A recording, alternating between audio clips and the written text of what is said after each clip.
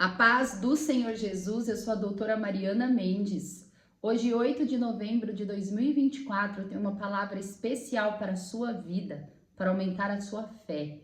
A palavra de hoje encontra-se no Evangelho de Mateus, capítulo 14, versículo 29, que diz assim: Venha, respondeu ele. Então Pedro saiu do barco, andou sobre as águas e foi na direção de Jesus.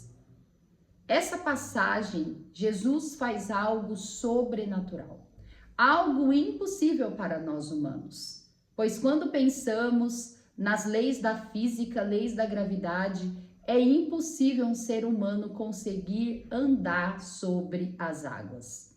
A palavra diz que os apóstolos estavam no barco, Jesus tinha ficado em terra para orar, para ter um momento com o Senhor. Quando ele viu que o barco já tinha se afastado, ele imediatamente começou a andar sobre as águas rumo ao barco.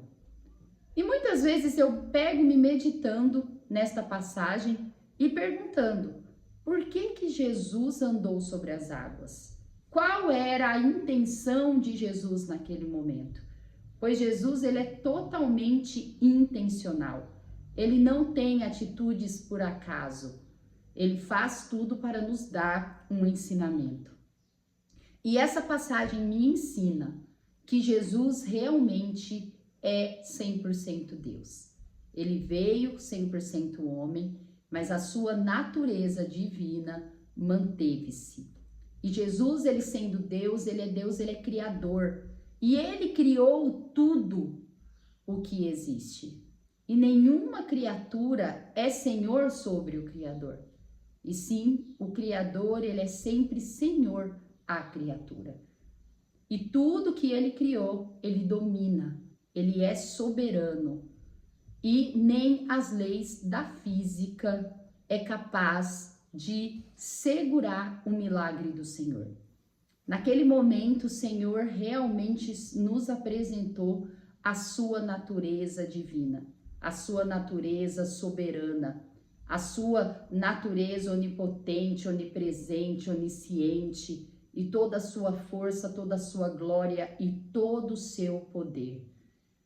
Quando os apóstolos viram Jesus andando sobre o mar, a palavra vai dizer que a princípio eles acharam que era um fantasma, de tão assustado que eles ficaram. Mas Jesus disse a Pedro: não tenha medo, sou eu. E Pedro ficou totalmente perplexo ao assistir aquela cena. Pois se havia alguma dúvida em Pedro e naqueles apóstolos que encontravam-se naquele barco, que Jesus ele poderia não ser o Messias e não ser Deus, naquele momento eles entenderam que Jesus era algo sobrenatural, que Jesus era um divino, que Jesus era o próprio Deus que se fez homem. Pedro, naquele momento, pediu para Jesus para que ele também pudesse andar sobre as águas. Ele disse: se és tu, Jesus, que eu também possa andar sobre as águas. E o poder de Jesus alcançou Pedro. E Pedro imediatamente também começou a andar sobre as águas. Jesus, quando confiamos nele, quando cremos que ele pode fazer todas as coisas na nossa vida, como quando cremos no seu poder, na sua glória, Jesus, ele pode sim nos fazer andar também sobre as águas. É por isso que nós não temos que temer as dificuldades da nossa vida. Nós não temos que temer os obstáculos da nossa vida, pois Jesus, ele é poderoso para fazer algo muito mais do que pensamos. Não há lei química, não há lei física, não há nada que pode segurar o poder de Jesus nas nossas vidas. E quando Jesus decide que nós viveremos o milagre, que nós viveremos a sua bênção, não há ciência, não há medicina, não há leis matemáticas que é capaz de segurar o poder de Jesus. Nós temos que escolher, assim como Pedro, olhar para Cristo e pedir para Ele que o poder dele nos alcance e que nos faça andar sobre as águas da nossa vida. Pois talvez hoje você não queira andar literalmente sobre o mar, mas você quer que o poder do Senhor te leve a transpor todos os obstáculos hoje que impede a sua alegria, a sua felicidade, a sua cura e a sua bênção. Deus, ele é poderoso, irmãos. Nós não podemos esquecer da divindade de Jesus. Nós não podemos esquecer quem é Jesus na nossa vida. Que Jesus, ele é poderoso, Jesus, ele é divino, ele é o Rei dos Reis, ele é o Senhor dos Exércitos, ele é o Todo-Poderoso e nele há todo o poder e toda a glória e toda a força. E todos os seus atributos, através da sua graça e da sua misericórdia para conosco, pode nos alcançar.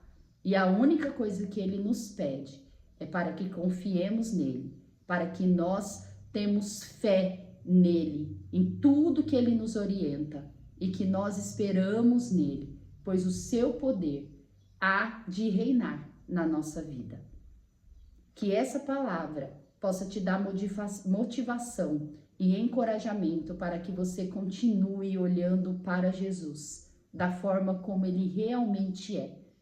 Não caia em falsas doutrinas, em falsos enganos, onde coloca Jesus como aquele que foi morto na cruz e que ainda está pendurado naquela cruz até hoje. Jesus, ele morreu na cruz, mas ele ressuscitou no terceiro dia. E ele nos deixou o Espírito Santo habitando em cada um de nós. E ele mesmo diz, se nós crermos no seu poder, se nós crermos em quem ele é, nós poderemos até mover montanhas. Esse é o Deus que nós servimos. A meditação de hoje diz, Jesus é a aliança entre você e Deus. Nós somos o povo da nova aliança. Jesus, ele veio para estabelecer uma aliança para conosco. E todas as suas promessas e todas as orientações que ele nos deixou tem que ser uma verdade na nossa vida. E nós temos que reconhecermos, pois só assim nós poderemos viver os grandes milagres e bênçãos e promessas que o Senhor tem para cada um de nós. Depois dessa meditação maravilhosa, dessa palavra de ânimo, de força, eu também quero compartilhar a leitura bíblica de hoje. A leitura bíblica encontra-se em Gênesis 13, onde já iniciamos o estudo da palavra referente ao pai da fé, a Abraão. E nós vamos continuar meditando em tudo que Abraão viveu e o quanto ele nos orienta, o quanto aumenta a nossa fé, o quanto nos encoraja a seguir, motivados, que Deus pode fazer coisas grandiosas na nossa vida. Quero compartilhar a palavra que está em Gênesis 13, que vai do versículo 14 ao 18, que disse assim: Disse o Senhor a Abrão, depois que Ló separou-se dele: De onde você está? Olhe para o norte, para o sul, para o leste e para o oeste. Toda a terra que você está vendo, darei a você e a sua descendência para sempre. Tornarei a sua descendência tão numerosa como o pó da terra. Se for possível contar o pó da terra, também se poderá contar a sua descendência. Percorra essa terra de alto a baixo, de um lado a outro, porque eu a darei a você. Então Abrão mudou seu acampamento e passou a viver próximo aos carvalhos de Mamre, em Hebrom, onde construiu um altar dedicado ao Senhor. Essa passagem acontece que após Abraão seguir o que Deus havia ordenado, após Abraão ter crido na promessa do Senhor, onde ele saiu da terra onde ele habitava e seguiu para a terra prometida que Deus havia o prometido. Ele saiu e levou-se com ele seu sobrinho Ló. Mas no decorrer, chegou um momento que Deus prosperou tanto Abrão, prosperou tanto Ló, que os pastores começaram a ter problemas, pois eles não estavam conseguindo administrar todo as ovelhas, todo o pastoreio de Abrão e de Ló, e os dois decidiram se separar. E Abraão disse a Ló: Ló, escolha o rumo onde você quer ir, e eu irei para o outro lado. Ló, quando ele olhou para o lado de Sodoma e Gomorra, que ele viu toda aquela terra farta, ele decidiu ir para Sodoma e Gomorra. Logo após, Deus apareceu novamente para Abraão e ainda reconheceu a aliança que tinha feito com ele e fez uma promessa maravilhosa, onde ele prometeu para Abraão que ele seria próspero e toda a sua descendência seria maior, mais numerosa do que o pó da terra. Essa promessa maravilhosa que Abraão ouviu, além de ser uma boa promessa, algo que nos anima, eu pensando como Abraão e vendo o que ele passou, era algo que era miraculoso, pois Sara, ela era estéril. A palavra do Senhor, desde Gênesis 11, quando essa família de Abraão foi apresentada para nós, a palavra afirma que Sara era estéril. E Abraão, quando ele ouviu isso, ele deve ter ficado extremamente feliz, porém com uma pulga atrás da orelha. Como que eu vou ter essa descendência? Olhando para a esterilidade de Sara. Mas a palavra diz que Abraão creu, pois Abraão, a partir do momento que ele fez aliança com o Senhor, ele decidiu ser movido pela fé que ele tinha. Ele decidiu ser movido pelo que ele cria e não pelo que ele via. Ele realmente, irmãos, colocou em prática todos os ensinamentos de Deus, de Jesus para a nossa vida. Pois Abraão, ele creu e começou a se mover pelo que ele cria e não pelo que ele via. E se nós quisermos viver as promessas que o Senhor tem para nós, colher as bênçãos do Senhor na nossa vida, é assim que nós temos que viver, se movendo pelo que a gente crê. Você tem que olhar para a parte estéril da sua vida, pois talvez hoje você não tenha a esposa estéril, talvez você, mulher, não tenha a esterilidade como problema, mas eu sei que nós humanos, devido às nossas limitações, devido às condições do mundo que vivemos, nós possuímos esterilidades na nossa vida. Tem áreas estéreis. Algumas vezes está no nosso casamento, no nosso relacionamento com os nossos filhos, com os nossos familiares.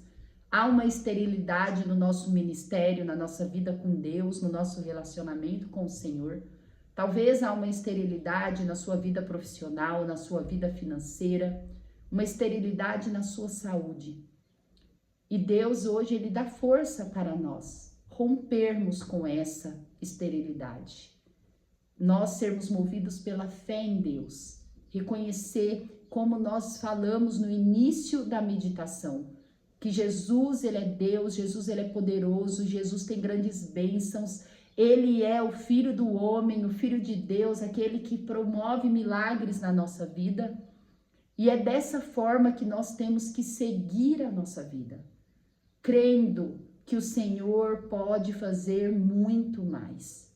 E o que Deus ele pede para nós, o que Jesus pede para nós é para que tenhamos fé, para que nós cremos no que ele diz, no que a sua palavra diz, crê no seu poder, aumentando cada vez mais a nossa fé, a nossa esperança, colocando seus mandamentos em prática, amando um próximo, fazendo bem, vivendo em santidade, sabendo o que é certo, o que é errado e tentando ao máximo viver de forma correta. É assim que nós nos movemos e nós conseguiremos viver os grandes milagres e as grandes bênçãos que Deus tem para cada um de nós. Que sejamos como Abraão, que não ficou se movendo diante a esterilidade da sua esposa, diante as dificuldades do tempo que ele vivia, mas ele cria no que Deus falava para ele. E Deus hoje está falando com você e comigo, para nós não olharmos para a esterilidade da nossa vida. Crê na sua promessa, na sua palavra. Se você acha que você não tem a promessa, abra a palavra do Senhor. Abra o Evangelho, abra as epístolas paulinas, as epístolas gerais, abra as cartas de Pedro, de João, de Tiago, de Judas. Deus falará com você e você vê que você tem promessas maravilhosas ainda para viver nesse tempo. Que essa palavra te dê bom ânimo. Amo vocês em Cristo Jesus. Até amanhã.